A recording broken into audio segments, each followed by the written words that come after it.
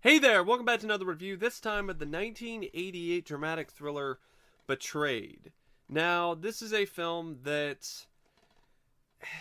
This isn't a movie that you really sit down and watch for entertainment. This is a film that you endure, but it's worth it. It's worth it. I would say I don't love the film. I would say I like Betrayed, but I'm not like its biggest fan. I do feel it has a few flaws that prevent it from really living up to its full potential, but I do feel that this is still a pretty solid, overlooked, dramatic thriller regardless, with some really powerhouse performances by Debra Winger and Tom Berenger. Two of the best performances of their career, if you ask me personally. But it's a film that deals with some pretty heavy subject matter, some pretty intense, racially charged, racially fueled sequences and plot threads. So it's one of those movies that after you watch it, it stays with you, it sticks with you, it goes over like a lead balloon. It's the type of thing that doesn't go away, and it's one of those movies that really shows the darker side of human nature. And it does it in a way that puts a human face to these racist white supremacists, which makes it even more uncomfortable because it takes you out of your comfort zone. And I gotta give the film a lot of credit for that. I really do. Because a lot of the time, when you have a film like this, it deals with a plot line where you have these characters who are racist white supremacists. It's usually a one-note type of thing. You don't really see a lot of humanity. They're painted as just racist monsters and nothing else other than that. Betrayed actually shows you these characters who some of them actually have a good heart. They're just stuck between a rock and a hard place.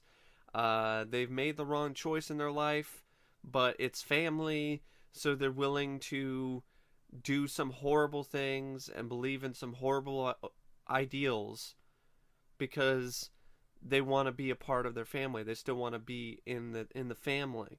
There's other people who embrace it, fully embrace the ideals that they believe in, these racist ideals, and fully embrace the heinous acts of violence and crime that they ultimately commit. But it's not black and white.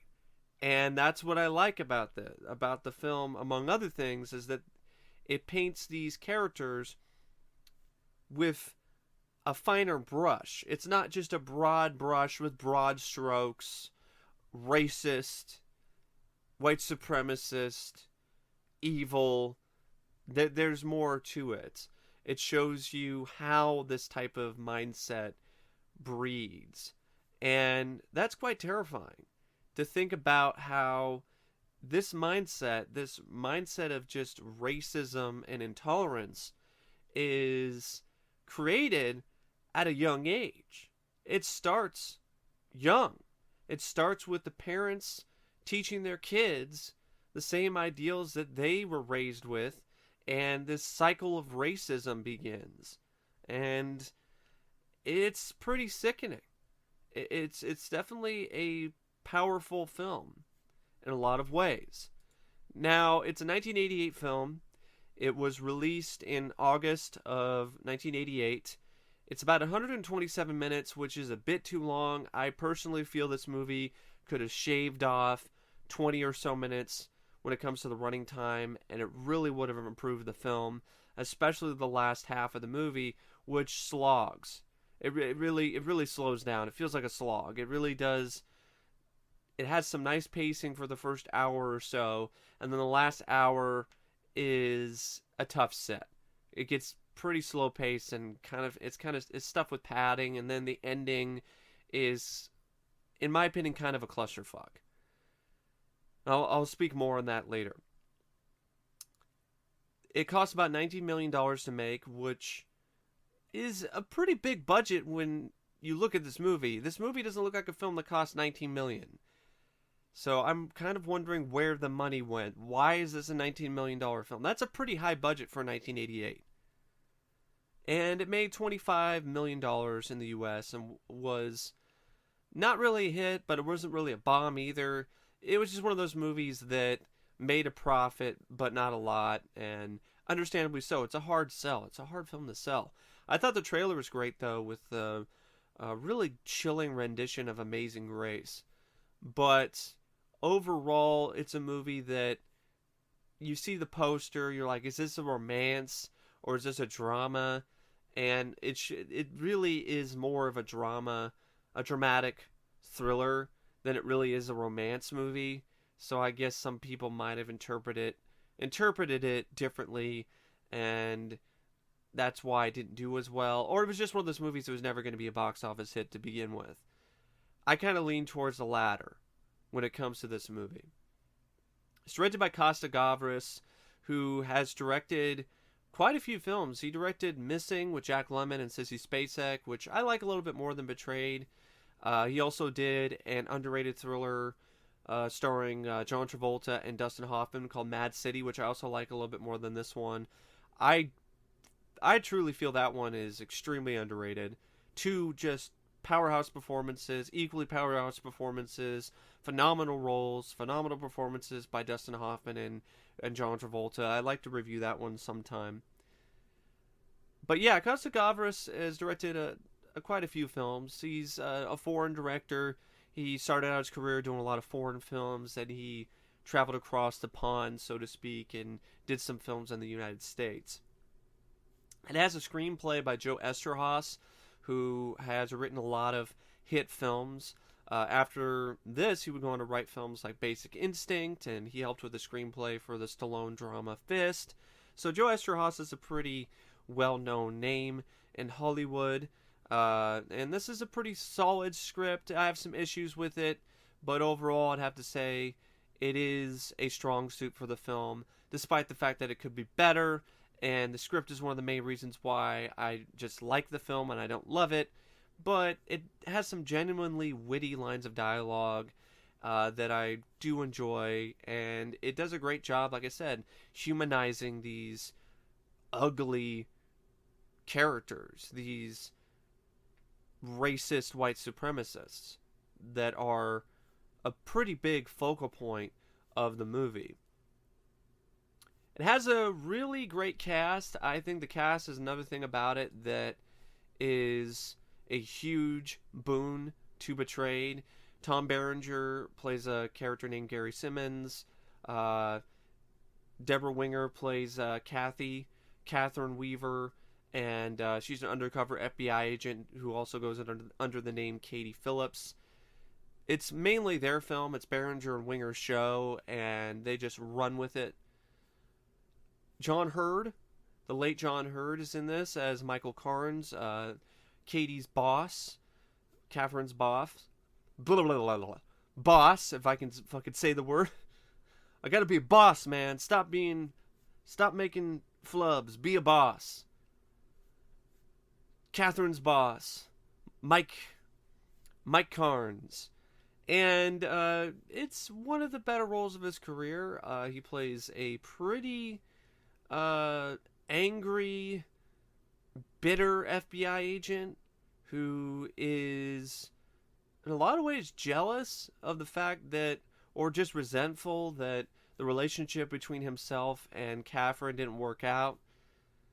John Mahoney, who you might know from the show Frasier, he plays Shorty, who is a member of Gary's family and friends. Ted Levine, who was in Silence of the Lambs, plays Wes, who is the more militaristic. He's the character who is the less human of the group. Like, this is a guy who's clearly a criminal. He's not a good guy. Ted Levine does a great job playing that role. Jeffery DeMunn, who was in the Blob remake, he plays Bobby Flynn. You also have, who is a former friend. Well, he still was a friend, but not as close friends as he used to be with Tom Berenger's character, Gary. He works in politics with, he's an aide to this, his running mate.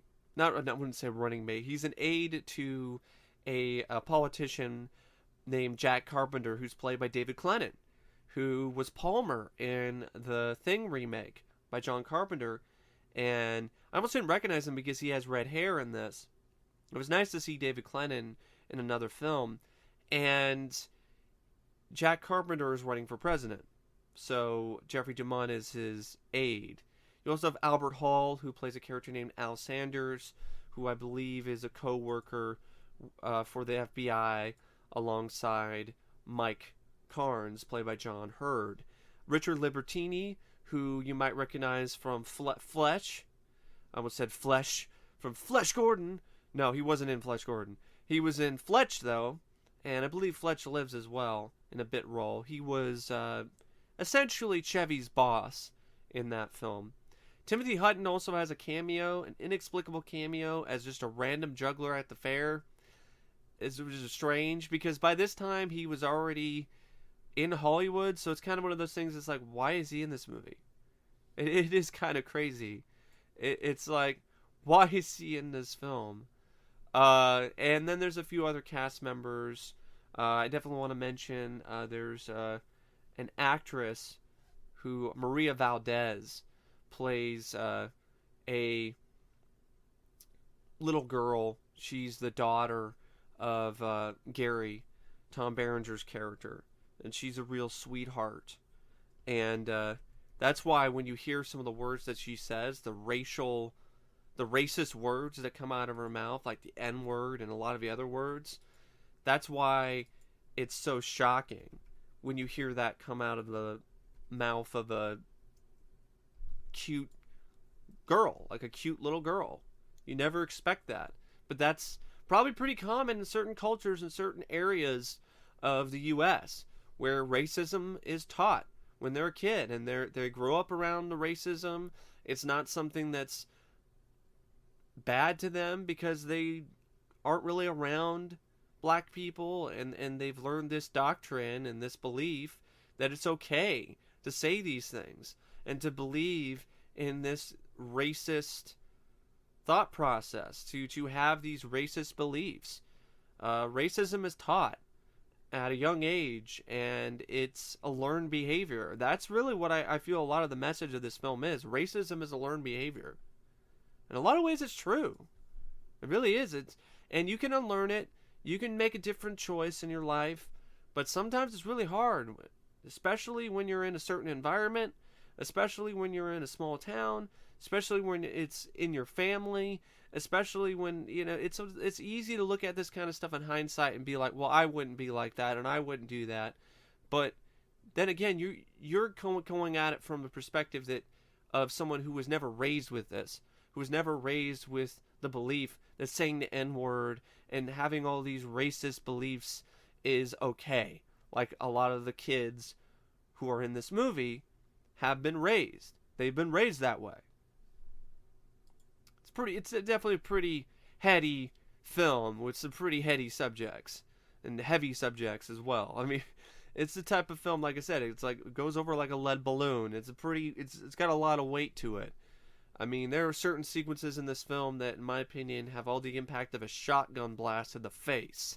It's just one of those things where it's just like, whoa. It just leaves you speechless.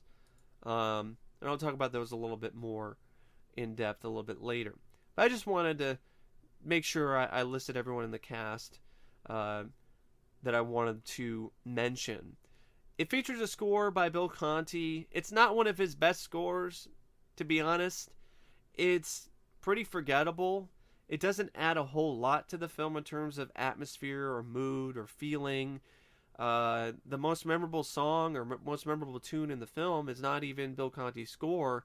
It's a cover of a Johnny Cash song called "The Devil's Right Hand," and it's sung by Waylon Jennings at the film's end credits. And you also hear it briefly, I think, in a bar sequence in the film. It features some absolutely luscious, wonderful, gorgeous cinematography by Patrick Blassier, who really does bring to life the Midwestern setting that the film takes place in, despite the fact that the film actually was shot in Canada. It was actually shot in Canada, specifically, I'm just checking out the little bit of trivia here. It was shot in Lethbridge, Alberta, Canada, southeast of the Canadian Rockies. And so it was shot in Canada as a replacement for Iowa or someplace in the Midwest. It's not really...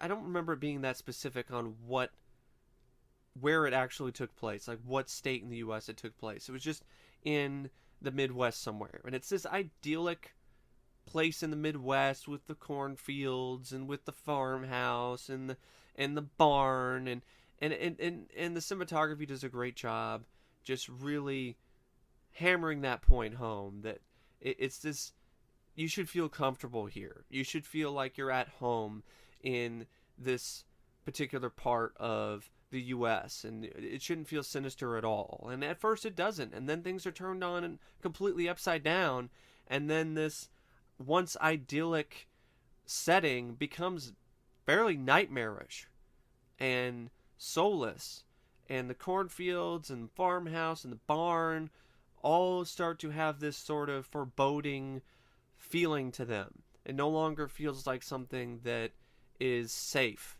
anymore.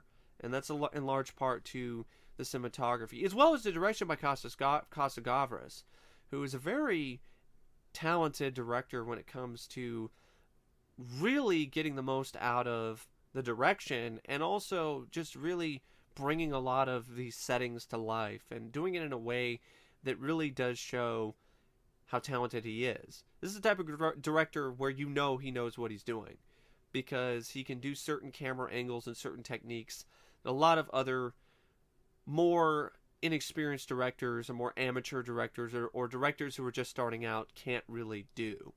So you can tell that Costa-Gavras is a director who's been directing for a long time. Now, another interesting little bit about the whole setting is that there were two main elements on the Simmons farm. There was a farmhouse and a vast field of grain. It wasn't corn, but it might as well be. But they were 5 miles apart. So the production team, they ended up hauling an entire farmhouse. They hauled the entire house to the grain field, where a barn was then constructed on the property to complete the farmhouse setting. Maybe that's where a lot of the $19 million went, because I'm pretty sure that probably cost a lot of money to move an entire farmhouse to a different location. I just wanted to definitely point that one out. Another nice bit of trivia I thought was how much research Costa-Gavras did to immerse himself into the world of his film and of the characters within it. He went the extra mile. Not a lot of directors do stuff like this. Not every director does this. So this is actually pretty noteworthy. So Costa-Gavras, he obtained the newsletters of various white supremacist organizations, and he interviewed former group members and even viewed video footage of supremacists using photographs of black and Jewish world leaders for target practice. I mean, yeah, that's some pretty intense research, but it helped. It helped him really get inside the mind of these characters and bring them to life. Because you can have a solid screenplay, you can have the right actors, but if you don't have the right approach from the director, none of it's really all going to work that well. The director is very important when it comes to directing his actors, directing the cinematographer, directing the editing and all of this. And in a lot of ways, the director is the... You can make an argument that he's a conductor in this symphony. You have all these different people who work all these different instruments and are really talented, but unless they have the right conductor, things can go wrong. But Costa-Gavras is the right man for the job, and things didn't go awry too much. The only thing, though, that a director can't really change and a director can't really fix or mask is a screenplay. I mean, and unless the director also wrote the screenplay, then or they're a talented screenwriter themselves, and that's really where the film starts to really show some of its failings. Now, another little nugget of trivia is that this is actually Tom Berenger's favorite film, which is surprising. You would think it might be something like Major League or some of the other movies he's done, but he was interviewed in 1996, and he said that it was his favorite film that he was in. He also shrugged off the media criticism, because there's a lot of criticism by the media for this film, because it's a pretty mean and nasty movie. It deals a lot of mean and nasty topics and subject material. But I like his quote here where he says it was exactly what it was meant to be. And he's right. It is. It's not all sunshine and rainbows. I know Roger Ebert listed it as one of the worst films of the year. I respectfully disagree with him. It's not one of my favorites, but I don't think it's one of the worst films of the year. Not at all. Now, the plot is, at first, pretty straightforward. It's set in the American Midwest. It begins with the murder of a Jewish radio host called Sam Krause, who's played by Richard Libertini, who is this kind of shock jock radio host. And he gets shot and killed in a parking lot by these masked men. And you have this FBI undercover agent, Catherine Weaver, played by Debra Winger, who goes and gets an assumed name of Katie Phillips and sets out to infiltrate a farming community suspected of harboring the people who might be responsible for the murder of the Jewish radio host. And she's a combine operator, and she's getting along with people, and she ends up meeting Gary Simmons at a bar, played by Tom Berenger, and they hit it off immediately, and they start a relationship with each other. He has 2 children, he has an extended family, and she begins to believe that the FBI lead is wrong, that he's innocent. She's fallen in love with this guy, and she believes that he wouldn't harm a fly, and there's no way he's involved in any of this. So she ends up throwing her caution to the wind, and she falls deeply, madly in love with Simmons. And this is a guy who appears like he's a pillar of the community. He's got the respect of everybody. He's just a perfect guy. This is the guy who you would never expect to be a criminal. You would never expect this guy to be a leader or a member of some racist group of white supremacists. But she starts hearing some things. Something starts to arouse her suspicions, like the way that his mother is acting when she's there having dinner with them at the farmhouse. The mother is all talking about her white cake, and the mother's played by Betsy Blair in her last role, I believe, before she passed away, or it was her last role that she did. And she does a solid job. She does a really good job here playing the mother. The white cake thing really stood out to me. Like, that was really a nice way to kind of set up things that were going to come later. It was just one of those things where, like, oh, it's something so innocuous as white cake could really have these, ends up having this negative association that is actually fairly clever, to be honest. So then she is revealed. Then she has the truth revealed to her, and a jaw-dropping sequence will leave you speechless.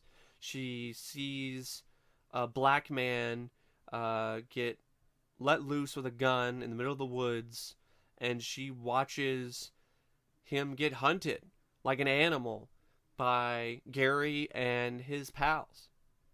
And she's just forced to watch as they actually kill him. And yeah, that's pretty intense. And it's definitely gut-wrenching. And these are gut-wrenching acts of racial violence. And she realizes she's in too deep after that, so she pleads with her boss and mentor, Michael Carnes, played by John Hurd, to release her from the assignment, because you find out she's an orphan. She's never really had a real family, so the FBI has been her only family. And that's why she's so connected to Simmons's kids and to this idea of having a family with Gary and being able to take care of his children and all of that and live happily ever after. But her family, the FBI, refuses to release her from the assignment. Understandably so, because she's so far deep and they need to nail this guy, and who else are they going to get that deep undercover? And by the time there's really no way that they could really get another person in there in time to get enough information to really get things going. And then as things start to further unravel, you get to figure out that there's more to it. There's a conspiracy. There's more people that might be a part of this racist supremacist group. People up high in politics. And now Debra Winger's character, Catherine, is now forced to make a decision. Is she going to betray the man she loves, or is she going to betray the country she was sworn to protect? And that's the basic plot of Betrayed. Now, where the film starts to portray itself and the possibility of it being a true classic is with the second half, and with, in a lot of ways, with the script. I really appreciate and admire the sheer audacity and balls of this film's plot. This is not the type of film you will see made nowadays, let alone released in theaters. It would be one of those films I'd be surprised if it even got a direct-to-video release if they tried to make a movie like this nowadays. And I respect that a lot, because sometimes you need to show the darker side of human nature. Sometimes you need to show the dark side of mankind. Sometimes you need to show it in an unflinching way that makes you feel uncomfortable. Because that's life. These people exist. These white supremacists exist. And I really appreciate the approach of showing the white supremacist group as not your typical stereotypical white supremacist group that you see in a lot of other films. They're not Ku Klux Klan members. They're not neo-Nazis. They could be your next door neighbors. They could be someone you know. They could be one of your relatives. They're just these people who live in a community in the Midwest somewhere. They're farmers. It's this kind of thing. A lot of people think of farmers as blue-collar guys who are the heart of America's heartland, and a lot of ways they are. But there are instances where you could have people like that could be racists, could be white supremacists, could be taking their kids to racist camp and racist school where you learn how to be racist and learn how to shoot a gun. And there are people who have this mentality, just like Gary Simmons' character has, where they feel like it's self-defense.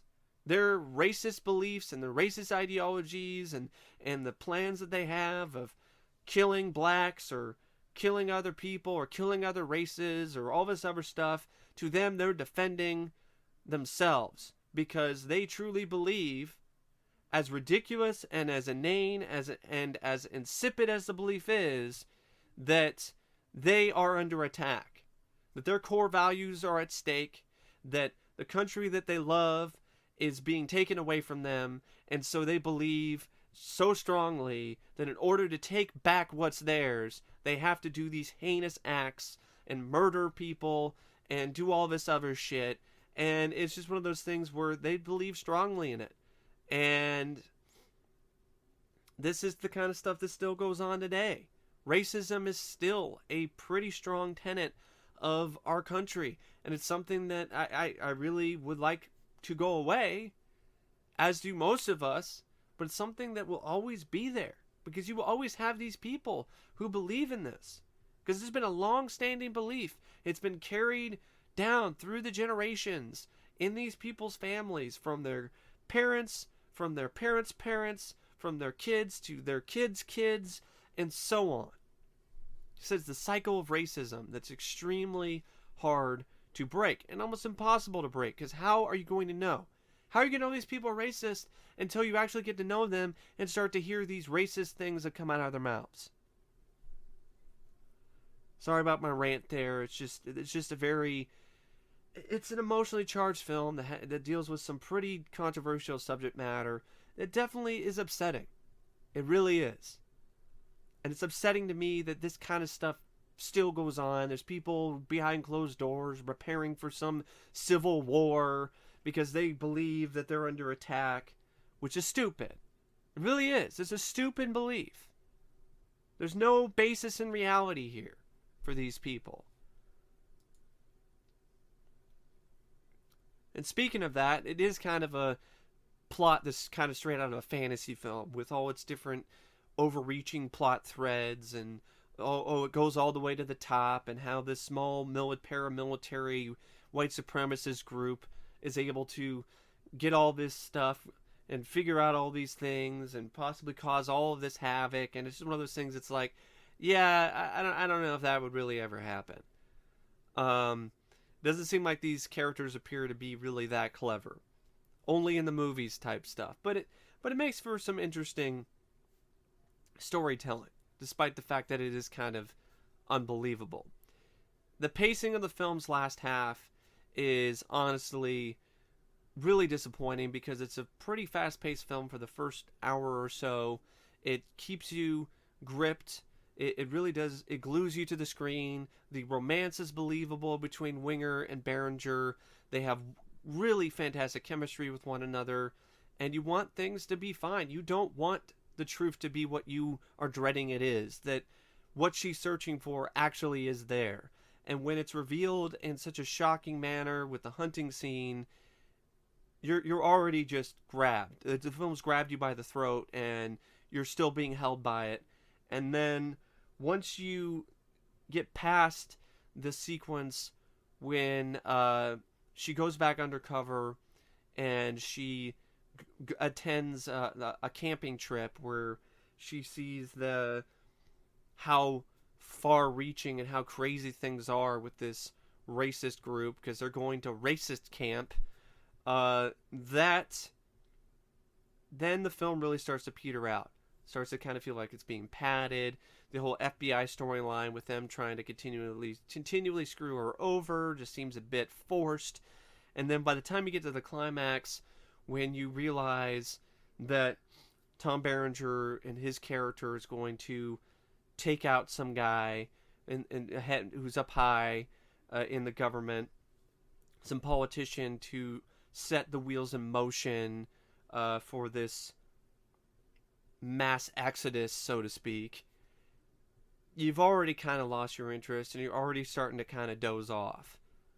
So yeah, it's one of those films that it's a thriller, but it's not as thrilling as it could be. You could have a bit more action in it. You could maybe have the reveal of the fact that now Berenger knows who she is a little bit earlier than what you get later, because it happens a little bit too late in the film when Berenger's character Gary gets the information that she's an FBI agent and that she was lying to him the whole time.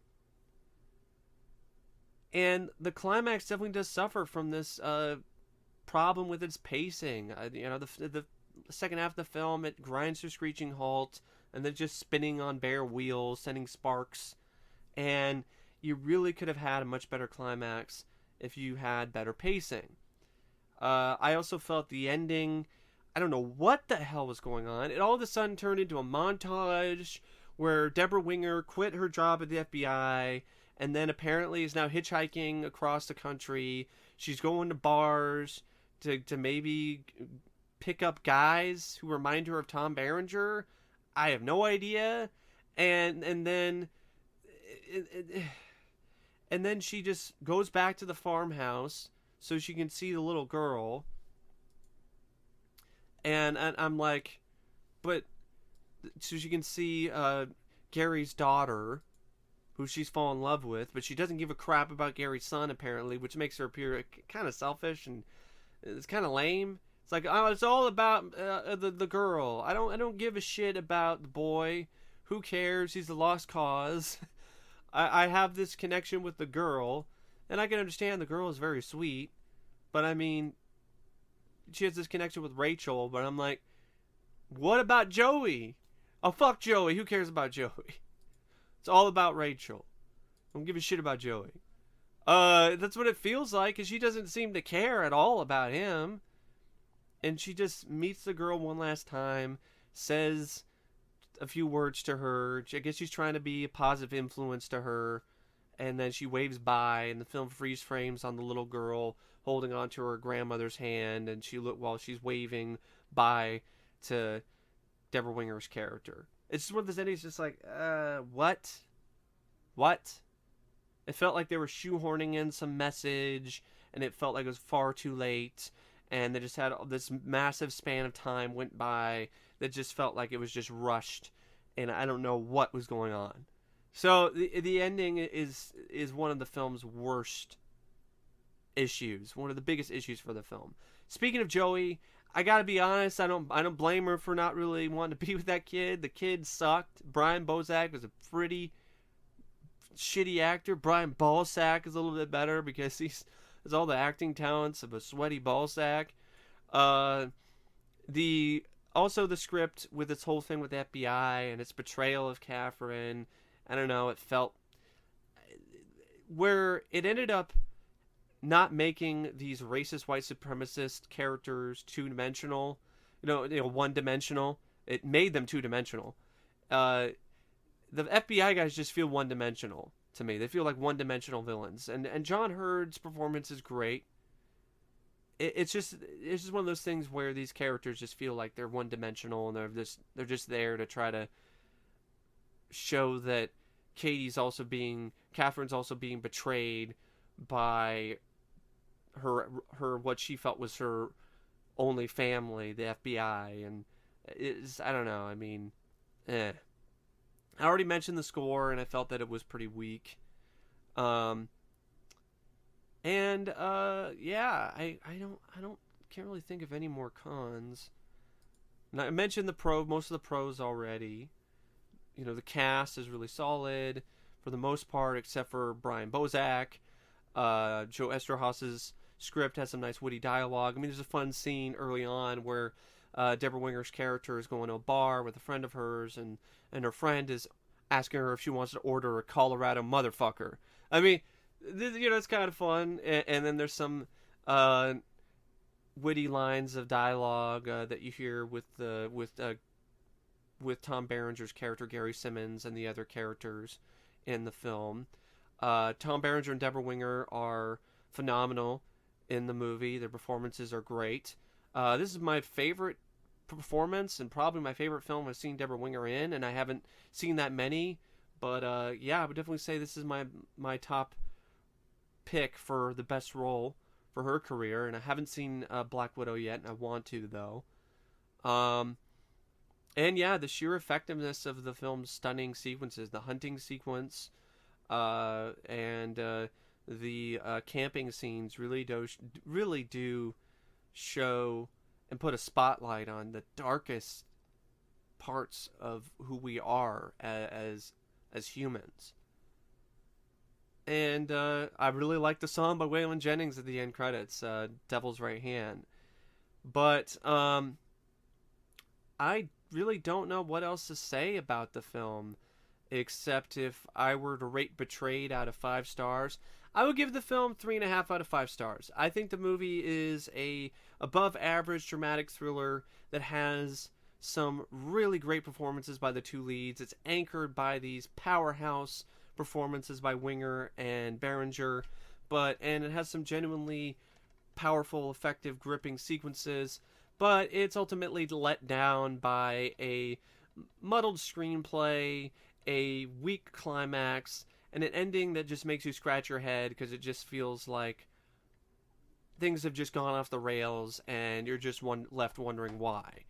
I really feel it would have been better just had a more simple ending, where Debra Winger quits her job at FBI and then goes over and gets a house in the farm in the heartland somewhere, or maybe she goes in and visits the girl, but then she also goes and gets her own place in the heartland somewhere, settles down, and reminisces about the good times she had, and also has flashbacks of the not so good times, the time when she of course had to kill the man she loved in Tom Berenger and Gary Simmons, which happened in the climax of the movie, while at the same time looking at these photographs that she took earlier in the film.